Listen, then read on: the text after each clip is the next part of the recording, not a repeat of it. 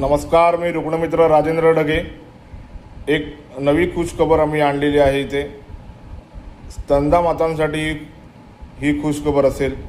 मुंबई महानगरपालिकेने तब्बल त्यांच्या महानगरपालिका क्षेत्रात येणाऱ्या 325 उद्यानांमध्ये स्तनपान कक्ष उभारत आहेत। ते एक योजनेच्या अंतर्गत स्तनपान कक्ष हे महानगरपालिकेच्या उद्यानांमध्ये ती लोक ओपन करणार आहेत, जेणेकरून स्तनदा मातांची गैरसोय होणार नाही आणि बाळांनाही एक उत्तम असं स्तनपान कक्ष त्या ठिकाणी मिळणार आहे, जेणेकरून नक्कीच अशा मातांना चांगल्या सोयीचं एक स्तनपान कक्ष मुंबई महानगरपालिका देत आहे।